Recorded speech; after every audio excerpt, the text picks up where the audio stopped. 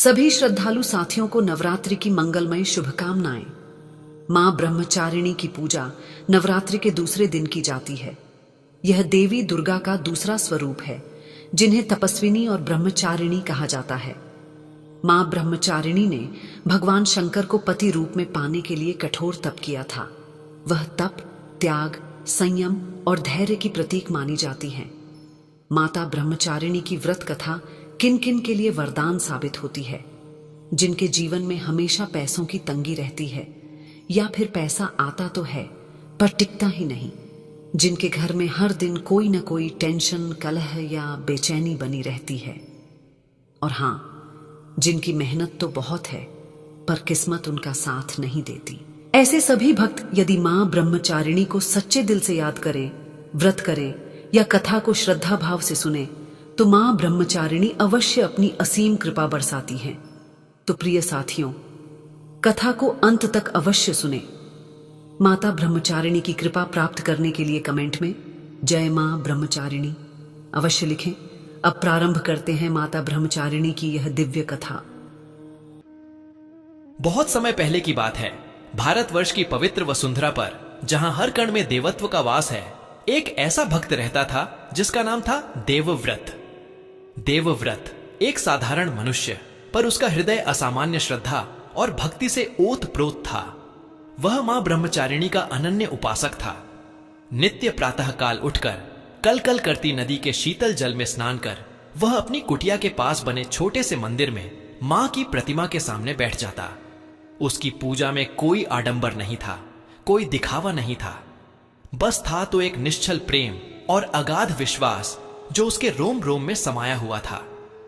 नवरात्रि का पावन पर्व उसके लिए वर्ष का सबसे महत्वपूर्ण समय होता था। इन 9 दिनों में उसकी तपस्या और भी गहन हो जाती। पहले दिन से ही वह कठोर व्रत आरंभ कर देता, और दूसरे दिन जब मां ब्रह्मचारिणी की विशेष पूजा होती तो उसकी आंखों में एक अद्भुत चमक होती। वह घंटों निर्निमेष दृष्टि से मां की शांत, सौम्य और तपस्विनी रूप को निहारता रहता, मानो स्वयं मां उसकी आत्मा में उतरकर उसे अपने दिव्य तेज से भर रही हों। उसका जीवन शांत, सरस और संतोषपूर्ण था। उसकी पत्नी राधा और 2 छोटे बच्चे रिया और रवि उसके जीवन की सुखद बगिया के फूल थे। वह एक छोटा किसान था जो अपनी मेहनत और ईमानदारी से परिवार का पालन पोषण करता था। गांव में उसकी ख्याति एक सज्जन और धर्मात्मा पुरुष के रूप में थी। सब उसे प्रेम करते और उसका सम्मान करते थे, मगर होने को कुछ और ही मंजूर था। जीवन की सरस धारा कब भीषण भंवर में बदल जाए कोई नहीं जानता। देवव्रत के जीवन में भी एक दिन अचानक बड़े संकटों का पहाड़ टूट पड़ा। यह सब इतना अप्रत्याशित था, इतना निर्मम कि साधारण मनुष्य का हृदय शायद फट जाए। पहला वज्रपात तब हुआ जब उसके खेतों में लगातार 3 वर्षों तक भयंकर सूखा पड़ा। फसलें सूख गईं, धरती फट गई और कुएं तालाब खाली हो गए। जीविका का एकमात्र साधन छिन गया। भूख और गरीबी ने घर के दरवाजे पर दस्तक दी। देवव्रत ने हिम्मत नहीं हारी। उसने अपनी सारी जमा पूंजी लगा दी, कर्ज लिया, मगर प्रकृति का प्रकोप थमा नहीं। मां, यह कैसी परीक्षा है। वह अक्सर मां की प्रतिमा के सामने बैठकर बुदबुदाता। उसकी आंखों में पानी भर आता, पर वह उसे बहने नहीं देता था, यह सोचकर कि मां को मेरा रोना पसंद नहीं होगा। अभी इस विपदा से उभरने का रास्ता ढूंढ ही रहा था कि एक दिन एक भयावह महामारी ने उनके गांव को अपनी चपेट में ले लिया। वह महामारी इतनी क्रूर थी कि किसी को समझने संभलने का मौका ही नहीं मिला। गांव के गांव खाली हो गए और इसी महामारी की चपेट में आ गया देवव्रत का छोटा हंसता खेलता परिवार। पहले उसकी पत्नी राधा और फिर उसके प्यारे बच्चे रिया और रवि। नहीं नहीं मां, यह आप क्या कर रही हैं? देवव्रत चीख उठा। उसका हृदय फट रहा था। एक एक करके उसने अपने जीवन के सभी आधारों को अपनी आंखों के सामने तिल तिल कर मरते देखा। राधा, उसकी जीवन संगिनी, जिसने हर सुख दुख में उसका साथ दिया था, वह भी चली गई। और उसके बच्चे, रिया की खिलखिलाहट, रवि की मासूम शैतानियां, सब एक भयावह सन्नाटे में बदल गए। वह उनके मृत शरीरों को अपनी बाहों में भरकर घंटों रोता रहा। उसका हृदय अपार कष्ट से भर गया था, ऐसा कष्ट जिसे वह किसी को बयां नहीं कर सकता था, क्योंकि अब उसके पास कोई सुनने वाला बचा ही नहीं था। गांव वाले भी महामारी के भय से दूर रहते थे और ऊपर से उसकी किस्मत को देखकर सब उसे मनहूस समझने लगे थे। एक दिन में ही उसका संसार उजाड़ हो गया। उसका घर जो कभी प्रेम और खुशियों से भरा था, अब एक दर्दनाक सन्नाटे का अखाड़ा बन गया था। दीवारों पर अब भी उसके बच्चों के उकेरे हुए चित्र थे। राधा की साड़ी की खुशबू थी, पर ये सब अब उसे केवल पीड़ा ही देते थे। वह अकेला पड़ गया, इतना अकेला कि उसकी आत्मा का कण कण चीख रहा था। उसका शरीर सूख कर कांटा हो गया था। भूख, प्यास और अनवरत शोक ने उसे अंदर से खोखला कर दिया था। रातें जाग कर कटती थीं, दिन बस एक शून्य में बीतते थे। कभी कभी उसे लगता कि उसका धैर्य जवाब दे जाएगा, वह सब कुछ छोड़कर कहीं दूर चला जाए या फिर इसी पीड़ा में अपने प्राण त्याग दे। पर फिर उसे याद आती थी मां ब्रह्मचारिणी की प्रतिमा, उसकी शांत मुद्रा। उस प्रतिमा को देखकर उसके मन में एक धीमा सा प्रकाश जगमग कर उठता था। नहीं, मैं हार नहीं मानूंगा, वह अपने आप से कहता। मेरी मां, मेरी ब्रह्मचारिणी, वह मेरी परीक्षा ले रही हैं, वह मेरी श्रद्धा को परख रही है। जगत जननी मां ब्रह्मचारिणी अपनी दिव्य लोक में कैलाश के सुरम्य शिखरों पर विराजमान थीं। उनकी आंखों में समूचे ब्रह्मांड का ज्ञान और करुणा समाई थी।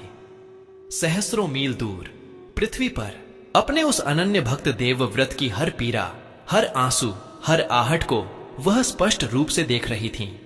जब उन्होंने देवव्रत को एक एक कर अपने प्रियजनों को खोते देखा तो उनकी आंखों में पानी आ जाता था। दिव्य आंसू जो मनुष्यों के कष्टों पर छलछला उठते थे। उनका हृदय विचलित हो उठता था। एक मां का हृदय कैसे अपने बच्चे को इस अग्नि परीक्षा से गुजरते देख शांत रह सकता है? मगर मां ब्रह्मचारिणी विधि के बंधन में बंधी हुई थीं। यह ब्रह्मांड का अटल नियम था। तपस्या, त्याग और श्रद्धा की अग्नि में तपकर ही आत्मा शुद्ध और बलवान बनती है। वह जानती थीं कि देवव्रत की यह परीक्षा उसे टूटने के लिए नहीं, बल्कि और अधिक दृढ़ बनाने के लिए है। उनके मुख पर एक कठोरता थी, एक अलौकिक दृढ़ता जो उनके ब्रह्मचारिणी स्वरूप का अभिन्न अंग थी। उनका दिल कठोर हो चुका था। नहीं, कठोर इसीलिए नहीं कि उनमें दया नहीं थी, बल्कि कठोर इसलिए कि उन्हें सर्वोच्च ज्ञान और न्याय के पथ पर अटल रहना था। वह जानती थीं कि यदि वह अभी हस्तक्षेप करेंगी तो देवव्रत की तपस्या अधूरी रह जाएगी और वह उस परम आनंद और आत्मज्ञान से वंचित रह जाएगा जो इस गहन पीड़ा के बाद ही प्राप्त होता है। वह पृथ्वी पर मनुष्य की पीड़ा, उनकी क्षण भंगुर खुशियों और अनंत दुखों को देखती रहती थीं। मनुष्यों का जीवन ही एक तपस्या है। वह अक्सर अपने मन में कहती, वे प्रेम करते हैं, खोते हैं, फिर प्रेम करते हैं। वे निर्माण करते हैं, नष्ट होते हैं, फिर निर्माण करते हैं। यह चक्र चलता रहता है और इसी चक्र में उनकी आत्मा का विकास होता है। उनकी दिव्य वाणी गूंजती। जो सच्चा तप करता है, जो श्रद्धा के मार्ग पर चलता है, उसे भय नहीं सताता। उसे पता होता है कि हर कष्ट एक अवसर है, हर चुनौती एक सीढ़ी है। उनकी आंखों से बहते आंसू दिव्य शक्ति में बदल जाते, जो अदृश्य रूप से देवव्रत को शक्ति प्रदान करते थे। देवव्रत का शरीर अब जर्जर हो चुका था। गांव के लोग उसे पागल समझने लगे थे। वह अपने उजाड़ घर में बैठा रहता, बस मां की तस्वीर को निहारता रहता। उसने खाना पीना लगभग छोड़ ही दिया था, बस कभी कभार थोड़ा जल ग्रहण कर लेता था। उसकी तपस्या अब और भी कठोर हो गई थी। हर दिन वह उसी छोटे मंदिर में जाता जहां उसकी पत्नी और बच्चों ने उसे आखिरी बार देखा था और घंटों आंखें मूंदकर मां ब्रह्मचारिणी का ध्यान करता। उसकी वाणी से अब श्लोक भी नहीं निकलते थे, बस उसके हृदय से एक अटूट मौन पुकार उठती थी, मां मां। फिर आया नवरात्रि का पावन पर्व। इस बार नवरात्रि के आगमन पर भी देवव्रत के मन में न कोई उत्साह था, न कोई उमंग। पिछली नवरात्रि में उसके बच्चे और पत्नी कितनी खुश थे।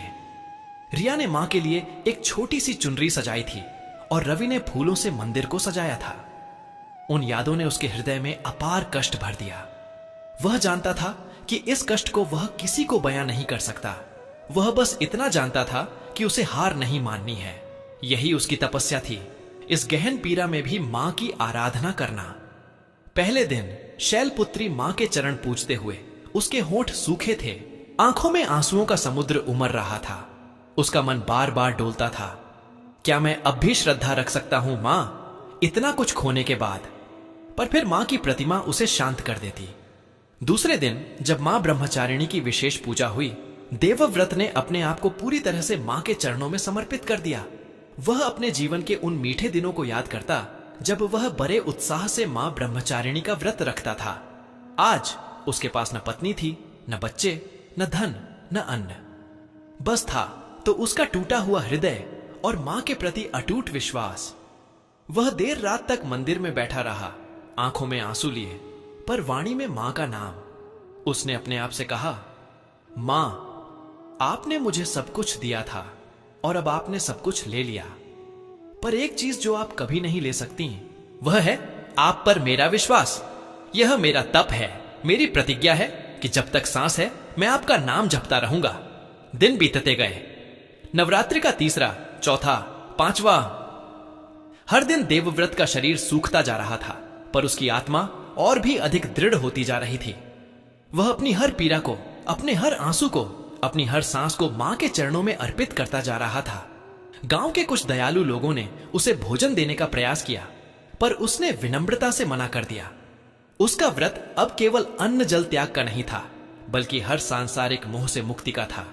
उसकी तपस्या अब आंतरिक थी, उसकी आत्मा की शुद्धि की तपस्या।